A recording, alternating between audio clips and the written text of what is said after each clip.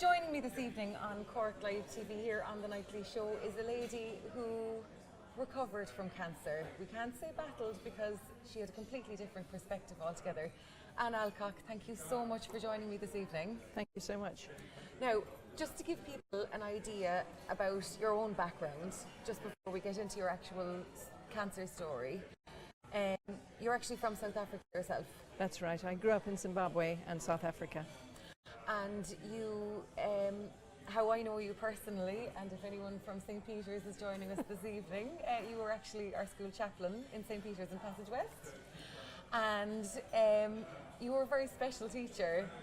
I know they'll all be saying I'm a lick arse now when they're watching this, but you were a very special lady in that you always seemed to be connected spiritually, and anyone else watching this now would actually see as well that you actually haven't aged a day as well. That's very nice, because that's at least 20 years ago or more. 20 years ago, yeah. Not giving away my age now or anything. No worries. But, but you, when you were teaching us, just to give you like an idea of an anecdote, when you were teaching us, you covered for an art class one day with us, and we had to do portraits of people. Oh yes, I remember. And basically it was a 20-minute portrait, and you went into a meditative state for 20 minutes. Bang on 20 minutes. You said that you'd wake yourself up, but you didn't wake up in 20 minutes, that we were to wake you up. And it was exactly 20 minutes that you went into meditation for. I think probably because I would regularly meditate, that I have a kind of, you get an inner clock and a bit of a sense of it. Also, of course, when you're teaching, you know what 40 minutes feels like, and it's almost automatic that you get that. I do remember that. Going completely quiet and completely still and just going, look, I'm just going to meditate, then I won't be scratching and moving and they won't be able to draw. Yeah, I remember that. But you were actually a nun before that. Like, what That's right. was it like going from being a nun, living in a convent, to going into an absolute madhouse like St. Peter's in Passage West? Well, before that I'd worked in pretty rough schools actually, so St. Peter's was an absolute breeze. It was very easy. I'd worked in London in a comprehensive, I'd worked in Zambia.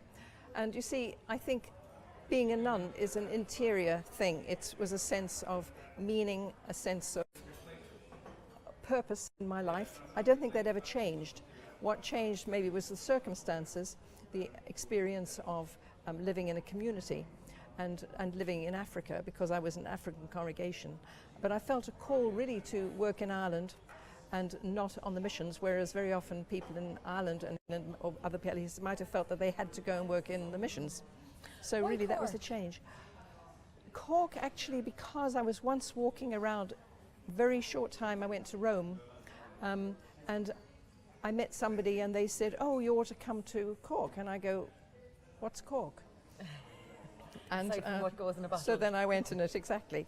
And then I just came to Cork and I was invited actually to do some holistic work, work on stress management and massage and reflexology and all of these new things. So I started doing that in a holistic way, actually, in Ennismore up in St. Dominic's. And that was the thing, it was like you were kind of like, you know, I was in school in the 90s, and it was kind of, you were ahead of your time in that way. Like, that wasn't really popular in Ireland, but you were doing all of that. Yeah, I suppose having been brought up in Africa, you know, we were very grounded in a lot of things. So I would have used simple techniques. I'd worked in a lot of clinics and things where we had nothing. We had no drugs, we had nothing. So we just helped people to relax, helped people to perhaps get in touch with their own inner healing. So basically 20 years later, I'm reading the Examiner one day and there's an article in it about Alcock, how she recovered from cancer, and I couldn't believe it. And there was a post up on Facebook about it, and all of my school friends were all talking about how amazing you looked in the photograph, how you hadn't changed a bit, and oh my God, Miss Alcock is after recovering from breast cancer. Can you tell us a little bit about the journey? That's a good word. Yeah. A good word. It was a journey. Yeah, I'm being very careful about that you didn't battle cancer. You didn't see it as a battle. Tell us about it, sorry. Well, what I thought of it, I suppose when I heard the news, I kind of knew, you get the sense, and I put that into the book. But for me, it was like, I call it an adventure, which isn't in any way to trivialize it, because it's a very unique journey, and of course it's a very, very important one. Everyone has their own journey, but for me it seemed like an adventure in the sense of a venture, and also I had never done this before. So it was like not something that has landed in a life, but it was my life. And I felt, just go with it. Take it as it's gifted to you, and find the gift in the experience. And that's how it felt for me. Like anyone who's watching now who's been affected by cancer, and like, you know, as we know, most people have been touched by cancer in some way. So many.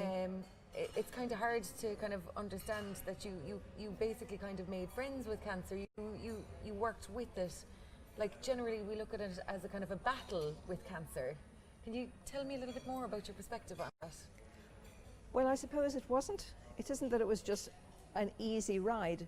It was almost like going up with it and then going down with it and then going up with it and down with it. But going with the flow, if one can use that phrase, physically and also emotionally. I also found that journaling, listening to how my body was, not forcing what I couldn't do. Like, I actually decided, look, I cannot climb stairs at a certain point, so I'm going to live in my sitting room.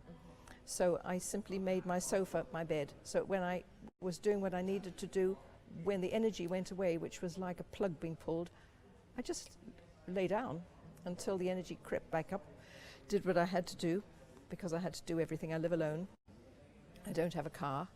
There's a great slope outside my door and about 25 steps. So there were challenges, but it felt like, look, take it as my body is able, rather than force myself beyond what I could do. So did you go through the usual treatment of chemotherapy as well, like you did the medical as well as your own? Okay. Yes, I had chemotherapy, so within a week I was as bald as the wall. And then I had radiotherapy and, of course, surgery. And surgery as well. And how long between when the treatment started and when you found out that, when it was confirmed to you that everything, that you were all clear? Well, the whole experience I called a cycle of seasons, because it was spring, then summer, then autumn, then winter, then spring. So I actually called the little book Cancer, a Circle of Seasons. Yes. Because it was a circle of seasons, really. Camera, will I go to this one? Yeah. It's called... Yeah. That's your camera. Yeah. So go get a look at the camera. All right, okay. Okay. So this is the book. It's called A Circle of Seasons. I actually managed to find this in Eason's on Patrick Street today. It's a beautiful book.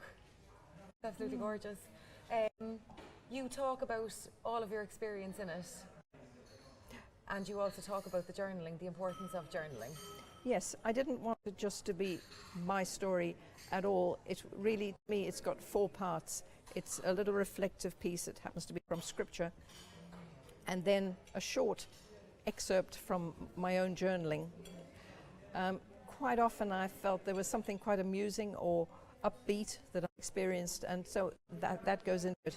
Then the next piece was the reflection on the experience, which in my mind I felt to open it up into something bigger than actually just the cancer experience, because everybody has their own journey and their own experiences of different things that challenge them or that they need to go with.